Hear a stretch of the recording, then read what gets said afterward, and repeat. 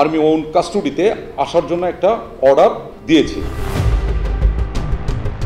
রক্ষক যখন ভক্ষক, একসময় যারা ছিল বাংলাদেশের মানুষের অহংকার, গর্ব, আজ তারাই অভিযুক্ত মানবতা বিরোধী অপরাধে। আগে যাদের উপস্থিতিতে মানুষ নিরাপদ বোধ করত, আজ তাদের নাম শুনলেই বুক কেঁপে ওঠে ভয়ে। গত ৮ই অক্টোবর ইতিহাসের পাতায় যুক্ত হলো এক নতুন অধ্যায়। সেদিন আন্তর্জাতিক অপরাধ ট্রাইব্যুনাল সেনাবাহিনীর বর্তমান ও সাবেক ২৩ কর্মকর্তার বিরুদ্ধে জারি করে গ্রেফতারি পরোয়ানা। যে সেনাবাহিনী শুধু দেশের তরেই লড়বে বলে শপথ করেছিল, সেই সেনাবাহিনীর কিছু কর্মকর্তাই ছিলেন হাসিনার একান্ত আস্থাভাজন, আর তারাই হয়ে উঠেছিল দেশের মানুষের জন্য অন্যতম ভয়ের কারণ।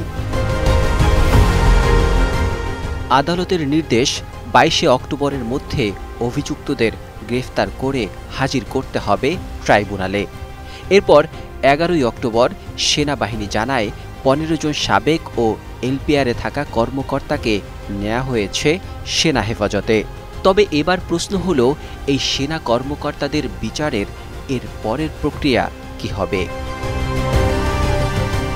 সেনাবাহিনীর adjutant general major general Mohammad Hakimuzzaman সংবাদ সম্মেলনে জানিয়েছিলেন, কেউ চার্জশিটভুক্ত আসামি হলেই সে অপরাধী হিসেবে প্রমাণিত নয়, যে কারণে বিচার চলাকালীন সময়ে অভিযুক্ত কর্মকর্তারা সেনাবাহিনীর হেফাজতে থাকবে নাকি পুলিশের কাছে হস্তান্তর করা হবে সেটিও স্পষ্ট করে বলেনি সেনাবাহিনী। তবে সংশ্লিষ্ট সূত্রের বরাত দিয়ে প্রথম আলো এক প্রতিবেদন প্রকাশ করে। ওই প্রতিবেদনে বলা হয়, মানবতা বিরোধী অপরাধের অভিযোগে করা ৩ মামলায় গ্রেফতারি পরোয়ানা জারির পর যে ১৫ কর্মকর্তাকে হেফাজতে নেওয়া হয়েছে, তাদের বিচার শেষ না হওয়া পর্যন্ত সেনাবাহিনী নিজেদের হেফাজতে রাখতে চায়।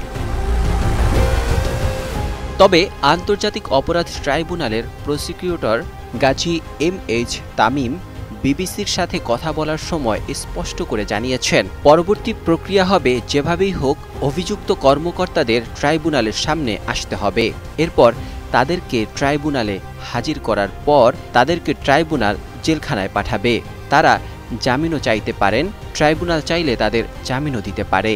তিনি আরও বলেন, যদি তারা ট্রাইব্যুনালে হাজির না হয় অথবা তাদের গ্রেফতার করা সম্ভব না হয়, তাহলে তাদের বিরুদ্ধে পত্রিকায় বিজ্ঞাপন দেয়া হবে। তবে এবার প্রশ্ন হলো, সেনাবাহিনীর হেফাজতে থাকা এসব কর্মকর্তারা ট্রাইব্যুনালে হাজির হবেন কি করে? এমন প্রশ্নে ট্রাইব্যুনাল বলছে, আইন অনুযায়ী কারো বিরুদ্ধে গ্রেফতারি পরোয়ানা জারি করা হলে তাকে পুলিশের মাধ্যমেই ট্রাইব্যুনালে হাজির করা হবে। এছাড়া সম্প্রতি স্বরাষ্ট্র মন্ত্রণালয় থেকে একটি প্রজ্ঞাপন জারি করা হয়। এতে বলা হয়, ঢাকা সেনানিবাসের একটি ভবনকে সাময়িকভাবে কারাগার ঘোষণা করা হয়েছে। রাষ্ট্রপতির আদেশে প্রজ্ঞাপন সই করেন স্বরাষ্ট্র মন্ত্রণালয়ের সুরক্ষা সেবা বিভাগের উপসচিব মোহাম্মদ হাফিজ আল আসাদ। এতে বলা হয়, বাংলাদেশ ফৌজদারি কার্যবিধি ১৮৯৮-এর ধারা ৫৪১-এর ক্ষমতা বলে এবং দি প্রিজন অ্যাক্টের ধারা ৩-এর বি অনুসারে ঢাকা সেনানিবাসের বাসার রোড সংলগ্ন উত্তর দিকে অবস্থিত এমইএস বিল্ডিং নং ৫৪কে সাময়িকভাবে কারাগার হিসেবে ঘোষণা করা হলো। ধারণা করা হচ্ছে সেখানেই ওই কর্মকর্তাদের রাখা হচ্ছে। তবে এ নিয়ে সেনা সদরের আনুষ্ঠানিক কোনো বক্তব্য এখনো পাওয়া যায়নি। ডেস্ক রিপোর্ট, ২১শে টেলিভিশন।